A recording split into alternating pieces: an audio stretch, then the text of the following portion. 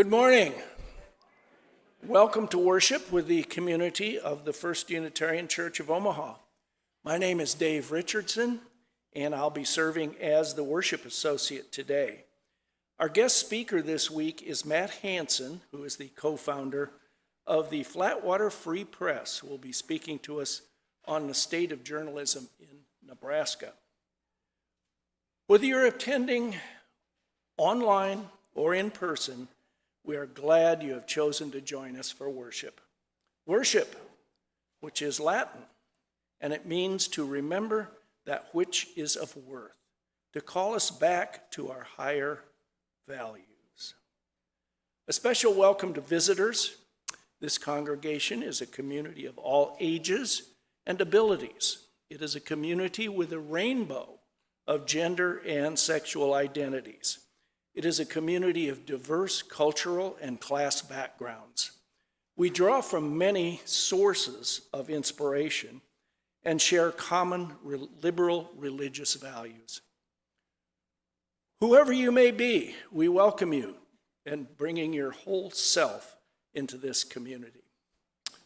Visitors are invited to fill out a visitor form in the pews. It's a yellow form in the hymnal racks. And if you are online, you'll find a link to an online form below the service description on YouTube. All are invited to subscribe to our YouTube channel and other social media and share things that inspire you with others who might appreciate those messages. If you are joining us on YouTube, you can use the comments feature to share joys and concerns that will be lifted up in worship. You can also say hello to other online attendees, or you can share something about how the service connected with you.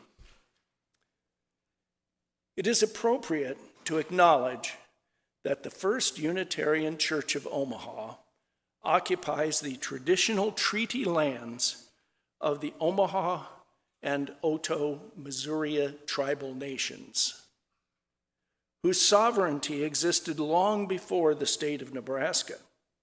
We would also like to express our respect to the Ponca tribe of Nebraska, the Winnebago tribe of Nebraska, the Santee Sioux tribe of Nebraska, and other tribes, 170 other tribes within the Omaha area.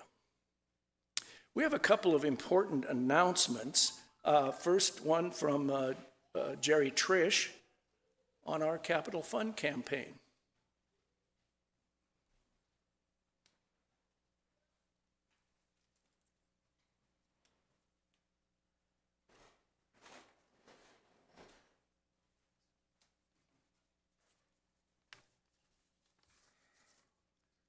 Good morning.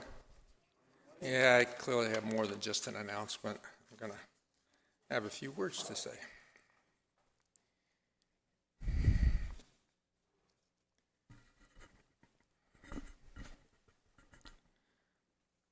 I read somewhere that people love the sound of their own name.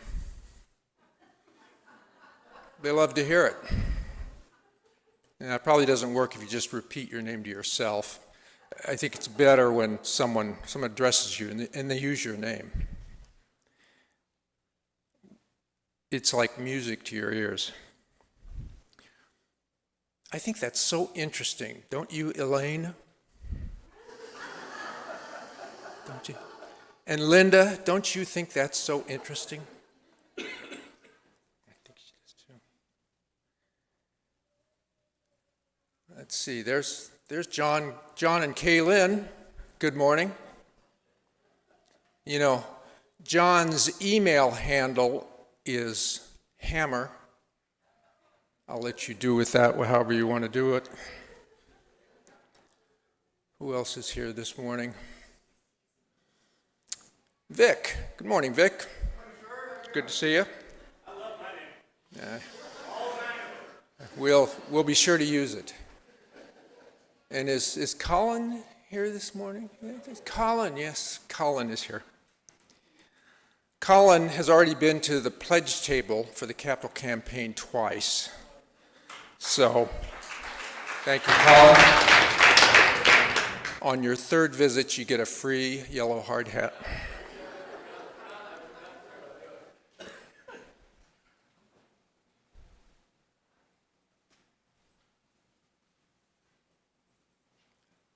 John Wagner, is that you? Yeah. John and Carolyn and Jean and Frank. I can just make your faces out. Are you in the same zip code as we are here?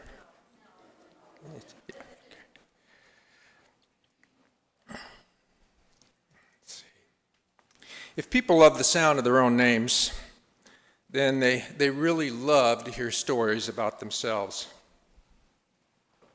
What? You want to hear a story about me? Okay, if you insist. I have some pretty significant social anxiety. Now, I'm not claiming to be unique because I think most people identify as introverts with some degree of social anxiety.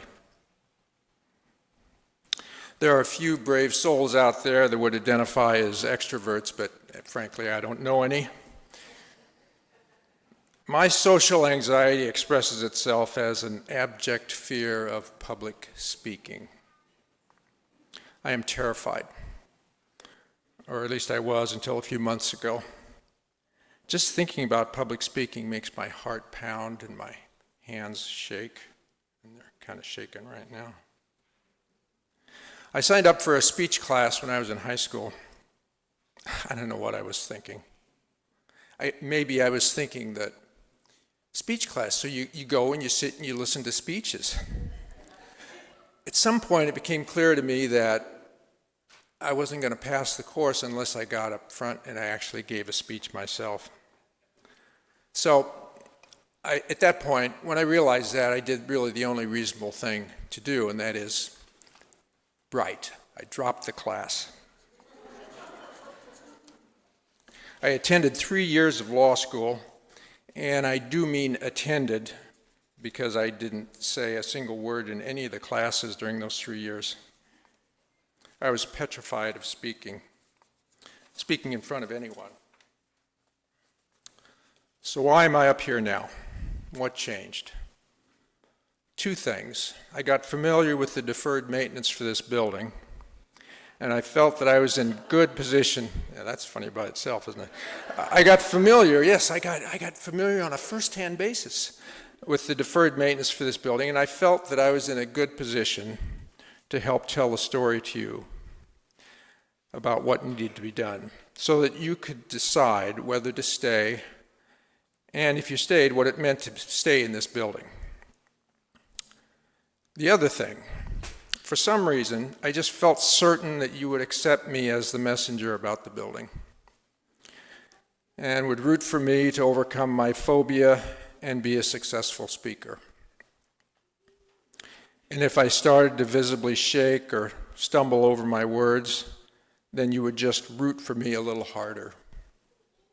And you did. And that, to me, is when church is at its best.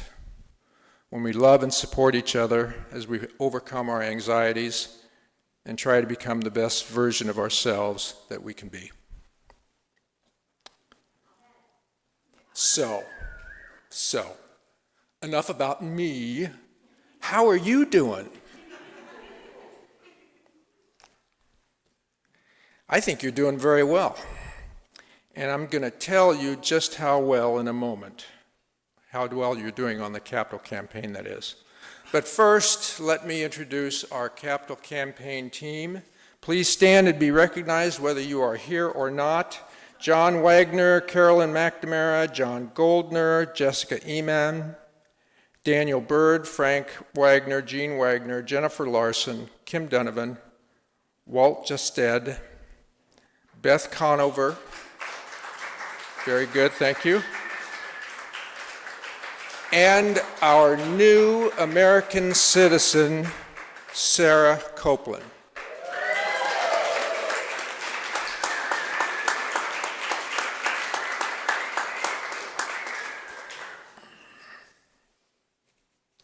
I'd also like to extend a special thank you to Melissa Gibson, who's been a tremendous resource during the capital campaign.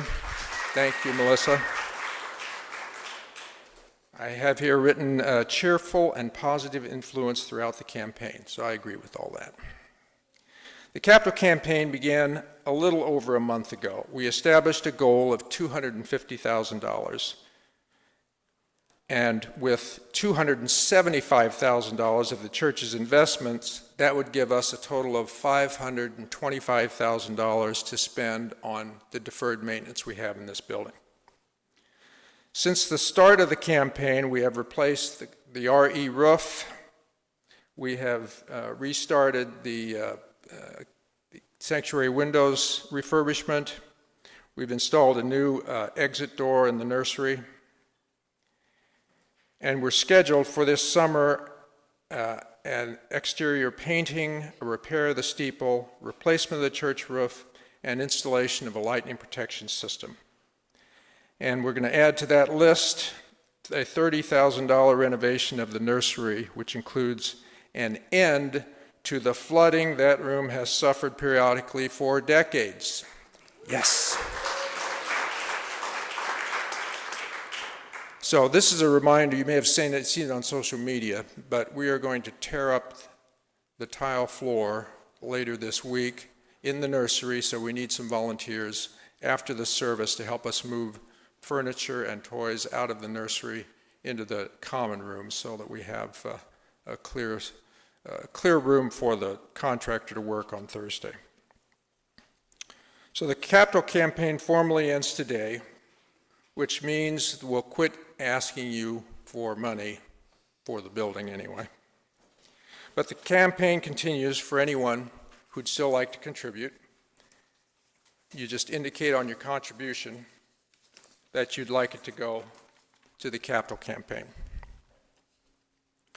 So now the report on the campaign itself.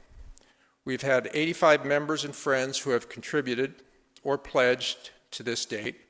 We've collected about $230,000 in cash. That's good.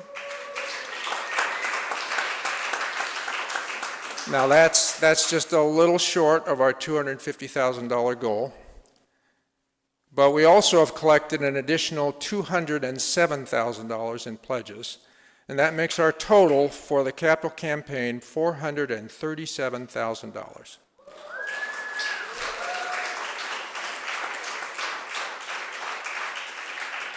We blew right past that 250 goal. You did it.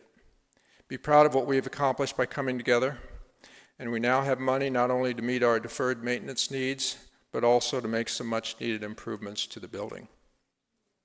Onward. Thank you.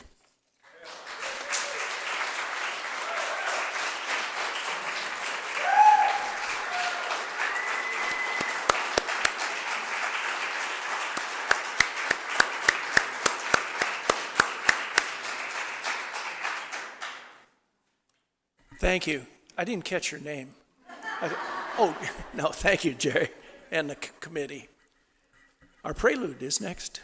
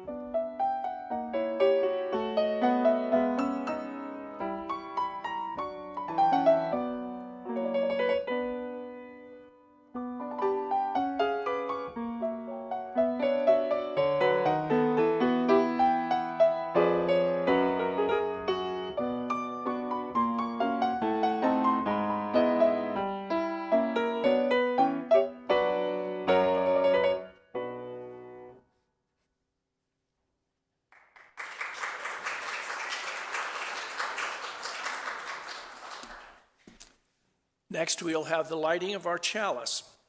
This morning, Jessica Eamon will conduct the lighting of our flaming chalice, the symbol of our church. The chalice lighting words are in your order of service, and I believe they come up on the screen too. And she is accompanied by an intergenerational member of their family. Would you join me in the words of the chalice lighting? Spark of the Spirit, in the room,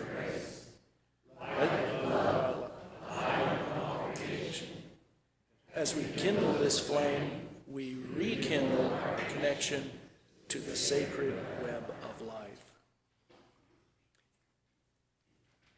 Thank you. At this time, we need to recognize and mention the recent passing of our longest-standing member, Edith Bice. Edith was a member of First Unitarian for 64 years. She has contributed much to the educational, creative, and artistic life of First Unitarian. She is well known also around Omaha for her many contributions to the cultural life of our city. Many of you remember her J. Doe project, which enhanced many locations with art in our community. She was an outstanding educator and a strong advocate for many cultural, civic, and aesthetic projects. She leaves a great legacy to our church and our community. Next is our call to worship. Linda Parker will conduct.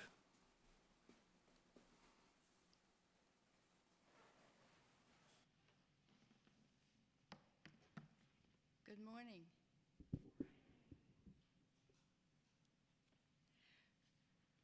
February is Black History Month. Our readings in today's service, we'll pause for a moment.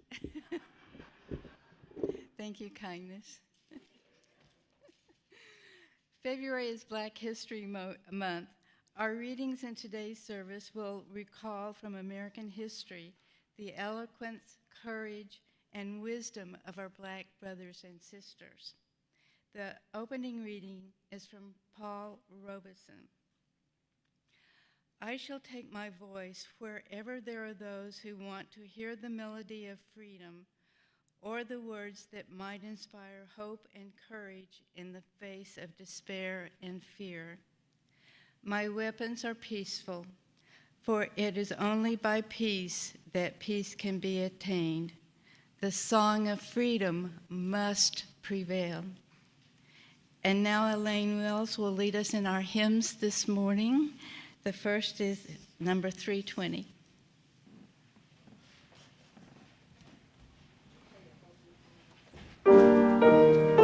Oh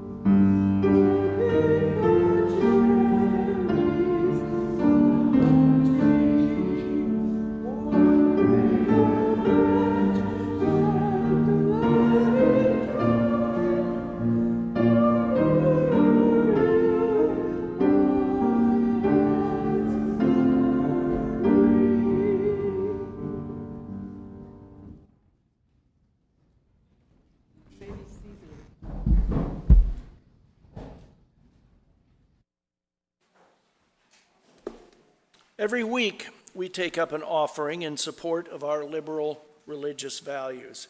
Half of the loose currency in the offering plate is donated to a cause with a local presence which advances important principles of Unitarian Universalism. Those of you on YouTube may wish to donate directly to the organization online. Our Share the Plate recipient for February is OTOC, O-T-O-C, Omaha Together One Community.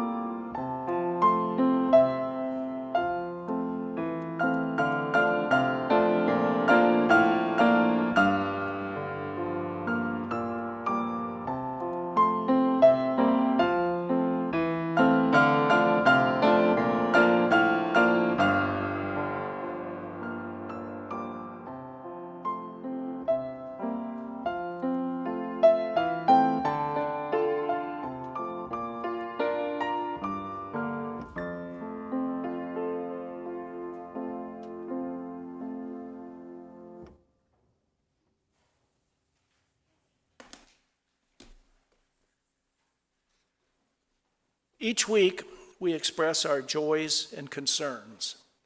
For those present, joys and concerns, Colin will read those.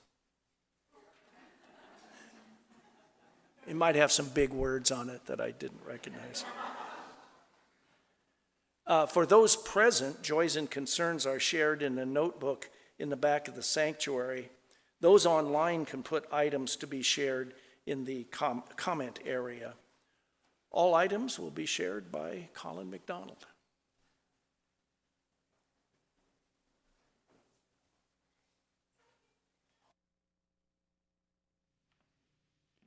As mentioned before, First Unitarian Church of Omaha is saddened to announce the death of church member As Bice. She was a member of the church for more than 64 years.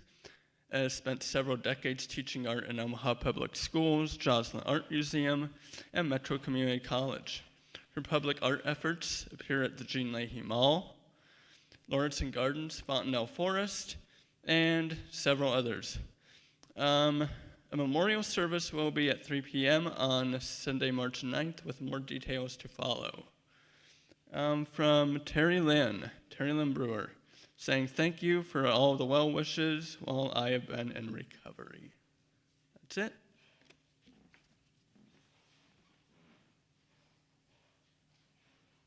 Colin. We now enter into a time of thoughtfulness with a centering song. The song is number 292, If I Can Stop One Heart from Breaking. Words are Emily Dickinson's. Sorry. Unlike Jerry and most other people, I'm not afraid of public speaking, but I am afraid of this song. It's hard, and so if you can read music, just do whatever best you can. I'll try my best too. And if you don't read music, just listen to her. I think she'll do it correctly. So, 292.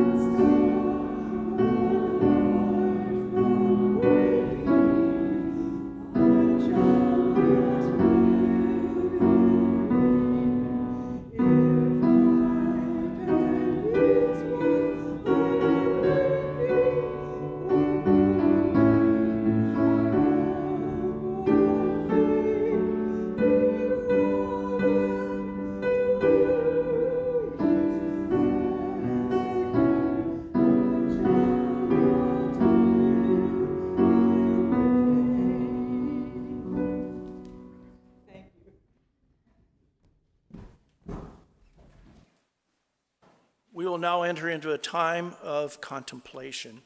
Linda Parker will present a reading, which will be followed by a moment of quiet thought, which will end with a bell sound.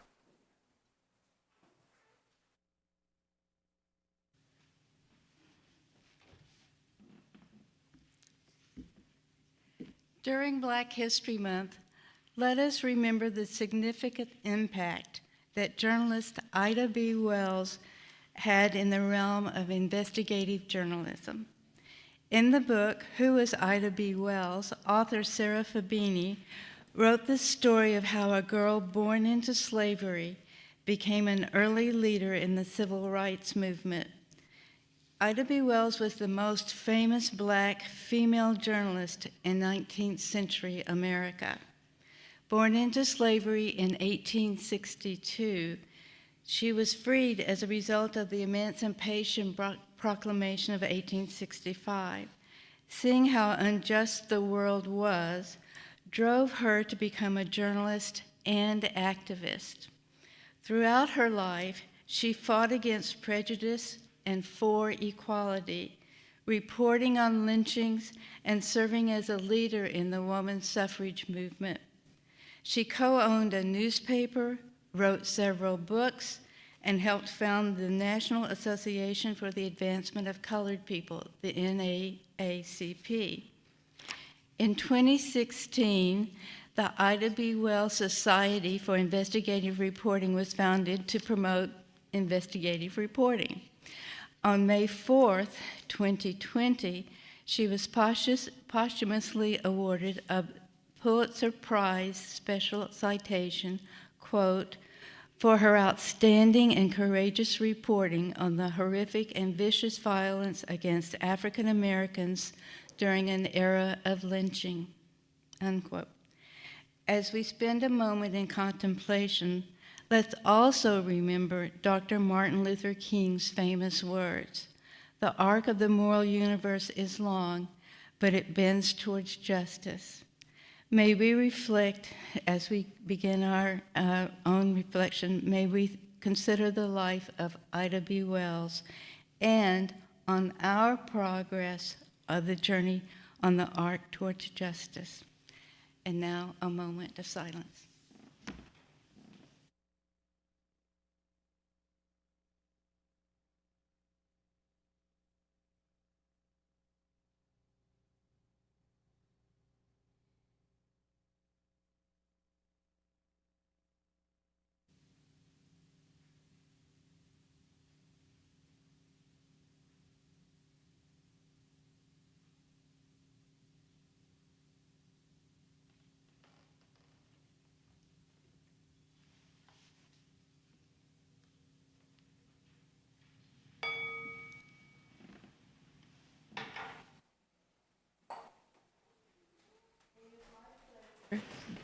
To introduce Matthew Hansen, the editor of the Flatwater Free Press. Matthew spent 16 years at Nebraska newspapers as a reporter at the Lincoln Journal-Star, and then as a reporter and metro columnist at the Omaha World-Herald. This native of Red Cloud and one-time intern at the Red Cloud Chief and the Hastings Tribune now lives in Omaha and is married to Sarah Baker Hansen, a longtime Nebraska food writer and restaurant critic. Today his talk will be The Future of Nebraska News. Matthew.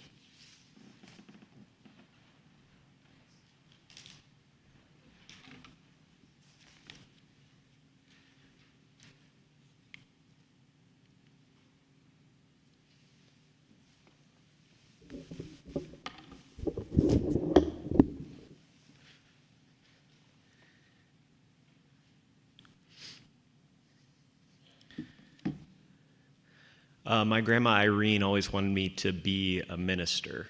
That was her goal for me as a child. So when I saw that I was listed here as the sermon today, I figured grandma is looking down and she's pretty happy right now.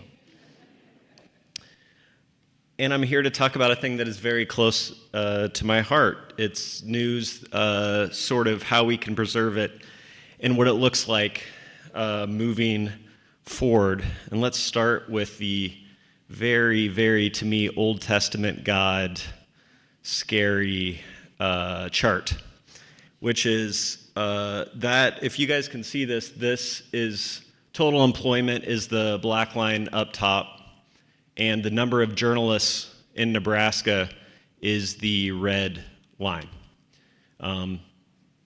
You don't really need to know much else to know why things needed to change. Why does this matter? We actually did a story that I think kind of shows why it does. This was a couple years ago. 17 different village clerks in Nebraska, in I think at this point in the previous, decade, had stolen money from their villages. Why does that happen? Sometimes it's because the village board is asleep. Often it's because there's no local newsroom, no local reporter attending village board meetings, paying attention. Research shows us that two things happen when a news source goes away in a place.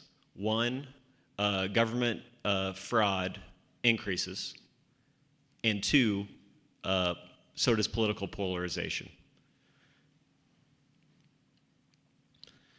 So in 2021, we started this thing called the Flatwater Free Press. It's a nonprofit newsroom. Hopefully some of you have heard of it. If you haven't yet, now you have. There were 42 of these. These were in 42 states when we started it in Nebraska. This was the first one in Nebraska, a statewide nonprofit newsroom. I'll explain a little bit more about what that is. But we had the benefit of being able to look around the country at nonprofit newsrooms that were already doing this and doing it successfully. ProPublica is a pretty famous one that's national. The biggest single newsroom in Texas at this point is a nonprofit newsroom called the Texas Tribune. And they're big, small, and they're all over the place. And it's continued to grow since we started Flatwater in Nebraska in 2021. The mission is twofold. One, what goes away when those journalists go away? We thought a lot about that, and we decided, especially in Nebraska, it meant that investigative journalism had essentially disappeared inside the state. For those who, take the World-Herald, that for many years I was a Metro columnist. I did stories about people, places, and things a lot of times around Omaha. My focus was not investigative journalism, but we knew it was kind of the most, myself and my co-founder Matt Wynn knew that it was the most important thing to preserve inside of kind of a nonprofit news environment. I mean, think about what investigative journalism is for a second.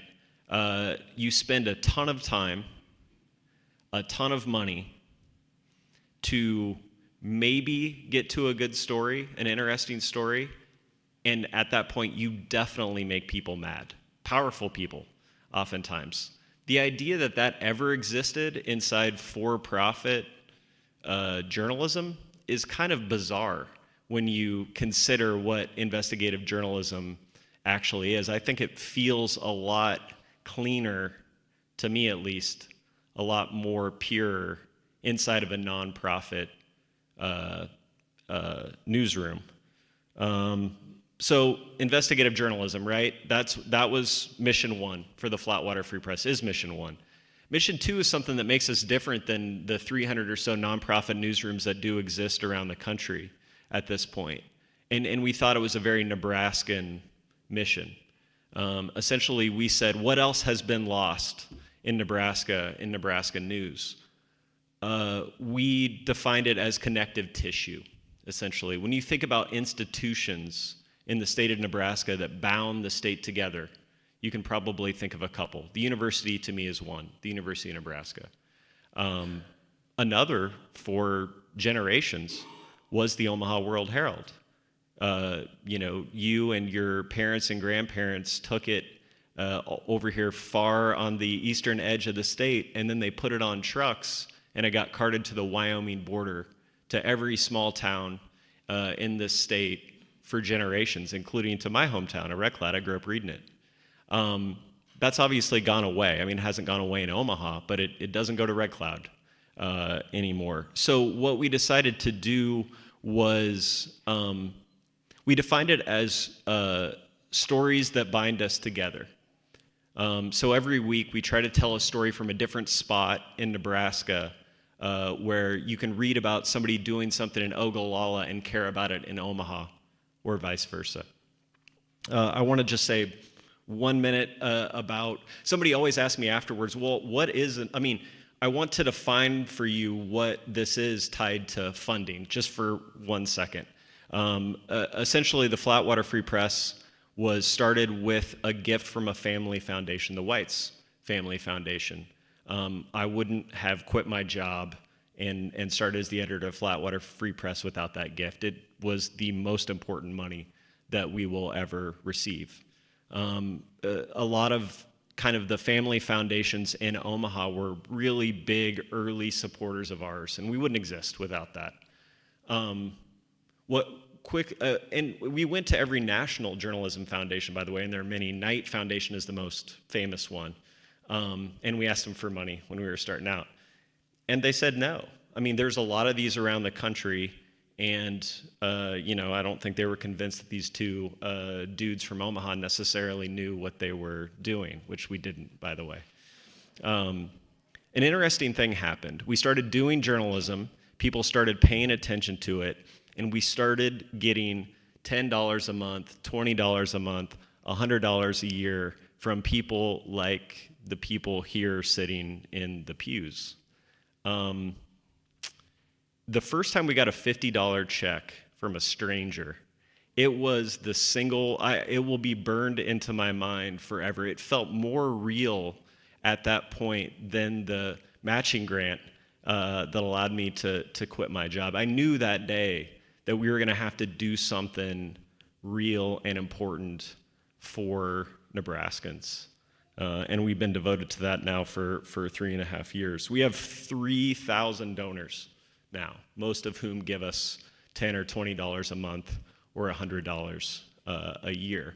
And an interesting thing happened after that happened, which is that the national funders who had told us no at the beginning decided that maybe they needed to be involved too. So they followed the residents of the state of Nebraska in support of this thing called the Flatwater Free Press. That feels like the way it should work, honestly. I'll give you a couple examples of investigative examples and then stories that bind the state together. One of our early stories was about the Nebraska Parole Board. It turned out that the Parole Board didn't often show up for Parole Board hearings together. There's 5 members. Sometimes there would be 4, sometimes there would be 3, sometimes there would be 2, and they wouldn't have a quorum. Our investigative reporter, Yin-Chi Shu, figured that out, but then she figured out, using her incredible data analysis skills, she looked at all the votes and she realized what happened when the parole board didn't show up is that people who were parole eligible didn't get paroled as much during that meeting. They stayed in prison for a month, or 2 months, or 3 months, or 4 months longer, not through any fault of their own, but because the parole board simply wasn't doing their job. We wrote that story. The parole board was very upset, as you might imagine. What do you guys think happened next? The parole board started showing up for work, and Yin-Chi Shu went back a year later. She showed that they were now showing up for work more. She showed that more people were getting paroled sort of at a point when they were obviously going to get paroled, and the parole board was sure to tell us that while those two things both had happened, it had nothing to do with our previous story. Here's a pretty scary map. This is a map of wells, domestic drinking wells and testing wells in Nebraska. This is also Yin-Chi Shu's story. This is probably the stuff that we're best known for to this point. The red dots identify wells where nitrate is above the legal limit for safe drinking water. By the way, the legal limit, the federal legal limit, is way too high. It's been shown to be unsafe at levels far lower than the legal limit. Nebraska has the highest rate of various pediatric cancers west of Pennsylvania of any state.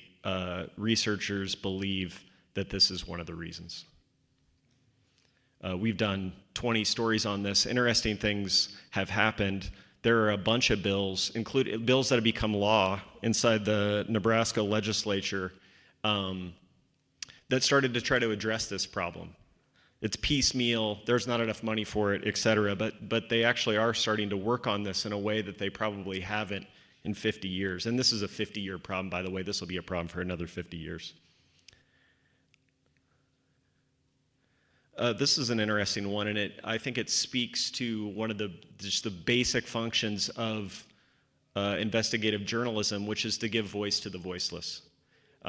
63 times in the previous decade, before the story was written by our reporter Chris Bowling, a citizen of Omaha had made a formal complaint saying that they believed they had been the victim of bias policing or discriminatory practices in the course of interaction with police.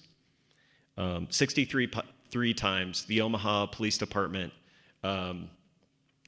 investigated this claim and found in every single case that it was unfounded and dismissed the case. In 4 of these cases, afterwards the person filed a lawsuit and the city of Omaha paid out damages in excess of $700,000. So the courts actually had a different interpretation of what was bias and what wasn't than the Omaha Police Department. What I really loved about this story, I mean, Chris Bowling unearthed this really important statistic and told a story around it. That's important enough.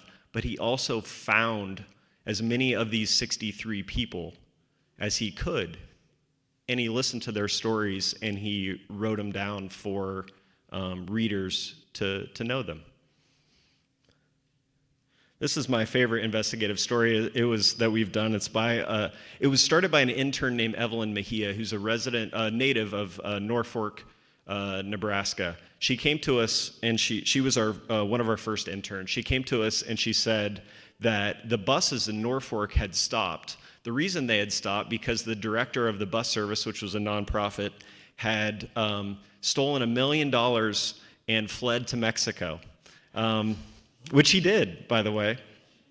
And as a consequence of that, the bus system didn't have any money left. They lost a federal grant. And there was one bus still running in Norfolk, and it's this bus driver that you see here.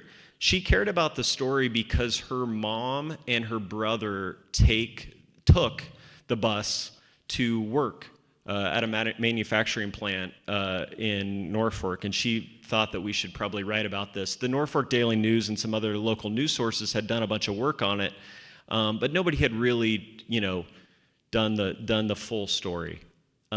So her and another one of our reporters, Natalia Alamdari, went to Norfolk, and they got on this bus, and they rode this bus for days. And they talked to the people who rode this bus. They talked to the people who couldn't ride the bus anymore, weren't getting to school, medical appointments, et cetera. And they talked to the bus driver a lot, by the way, because they were on the bus for days. The day the story published, I got a call from a name that I will not divulge, but a name that would be very familiar to you. And this person said, "Who do I call to get the buses running in Norfolk, Nebraska again?" So I gave this person the number, the contact info, and within 48 hours, this nonprofit in Norfolk announced the buses were going to restart in Norfolk, Nebraska. Once they restarted with this local funding, they got their federal grant again, and now they're back to being self-sustaining. So Evelyn Mejia who noticed this story, resident native of Norfolk, Nebraska, did an act of journalism that resulted in her mom and her brother being able to take the bus to work again. I can't think of a better piece of investigative journalism that you could do. So a couple of quick examples of stories that bind the state together. This is Leah American Horse.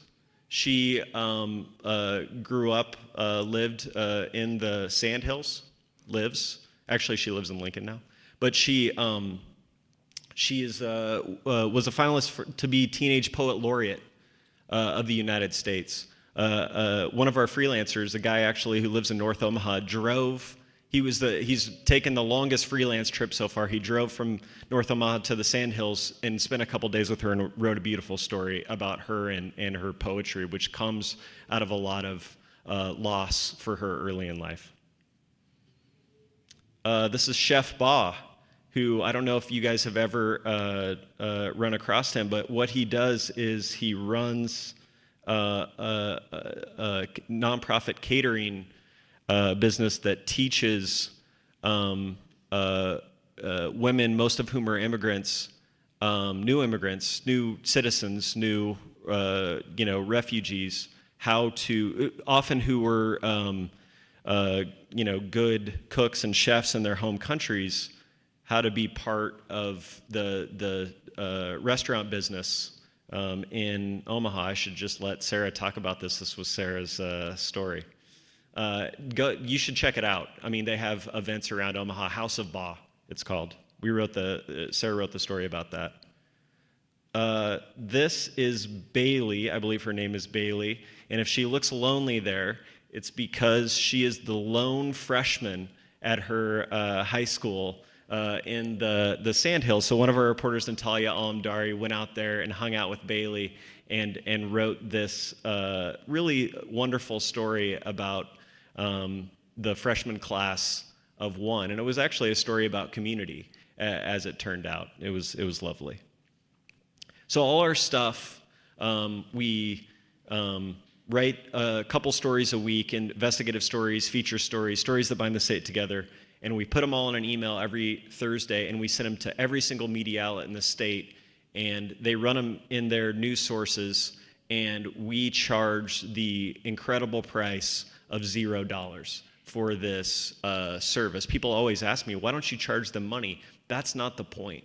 The point is to take good journalism we think is quality, and get it to as many people in Nebraska as we can.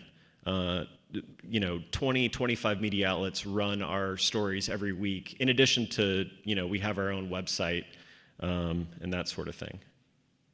We do journalism on stage. Sometimes events like this where we just go and speak, but a lot of times, and we're going to do this more, we say,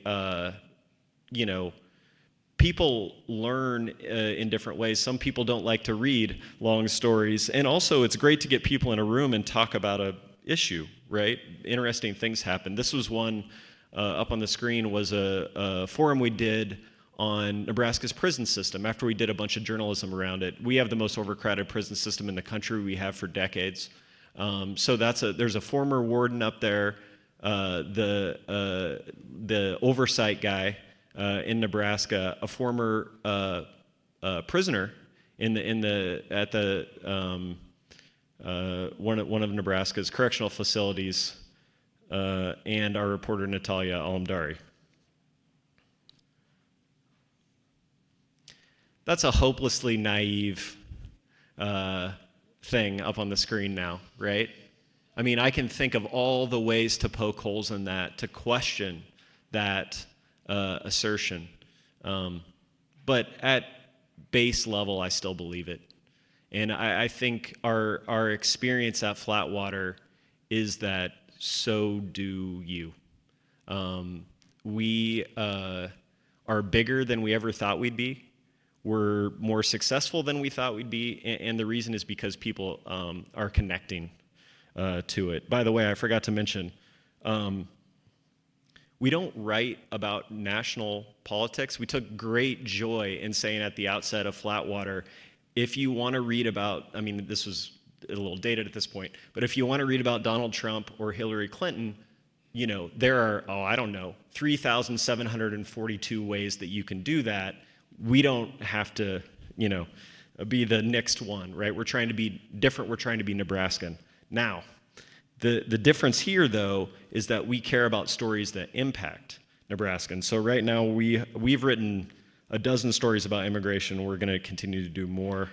We're writing about the potential impact of tariffs on Nebraska farmers, and we're writing about NIH funding and USAID funding, and again, how that might impact citizens of Nebraska. So we do care about the impact of what happens in Washington, D.C. as it relates to us.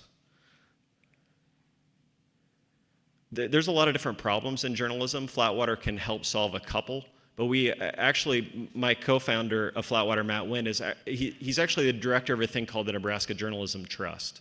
And the idea of that, it's an umbrella organization, hence the photo of the umbrella there.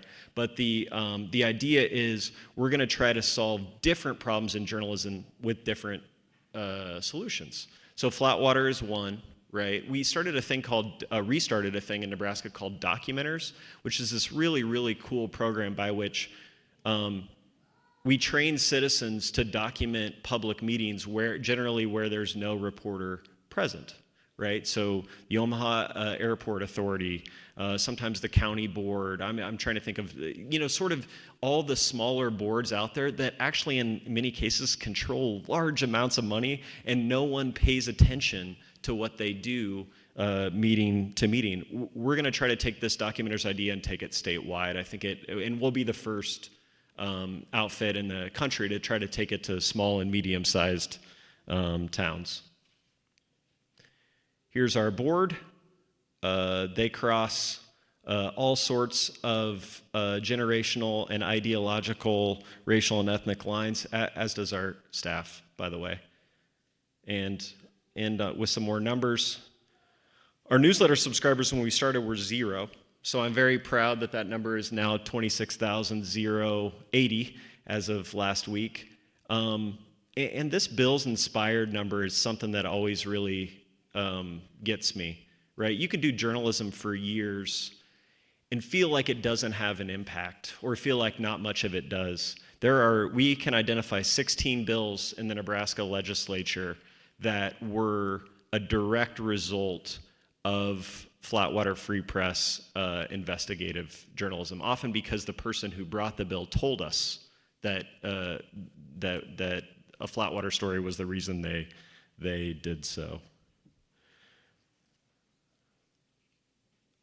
If anybody wants to sign up to be a Flatwater Free Press subscriber, again, the price is incredible. It is $0. Go on our website, flatwaterfreepress.org, click the subscribe button. You'll see options there. We would love to have you. Obviously, incredible. That's the best talk, by the way, I've ever heard about deferred maintenance, and that is very much the truth. But as you said, we will definitely ask you for money at some point.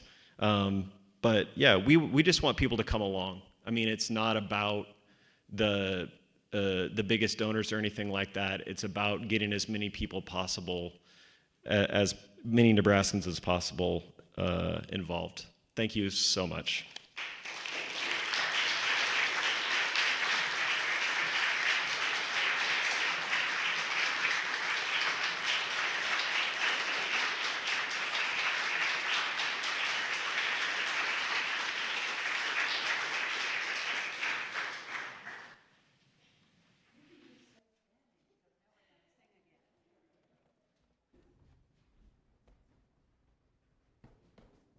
Please do rise so you can get as much air as possible, because we're going to sing "We Would Be One," which is, to me, the Unitarian hymn that is most closely related to our values.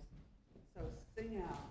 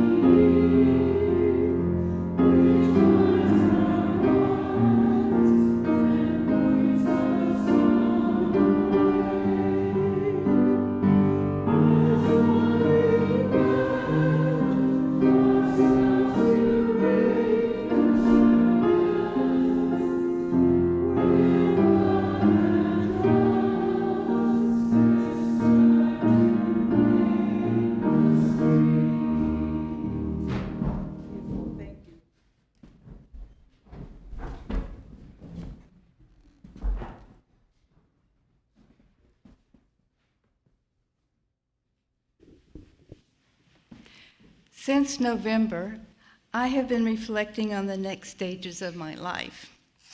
The Unitarian fourth principle, a free and responsible search for truth and meaning, speaks to me about possibilities. I found an action plan, a possible action plan in the book, The Bill of Obligations, The 10 Habits of Good Citizens by Richard Haas. The habits are: 1, be informed; 2, get involved; 3, stay open to compromise; 4, remain civil; 5, reject violence; 6, value norms; 7, promote the common good; 8, respect government service; 9, support the teaching of civics; and 10, put country first. I would add an 11th habit: read and support the Flatwater Free Press. May we all continue to honor our principles and values. Go now in peace.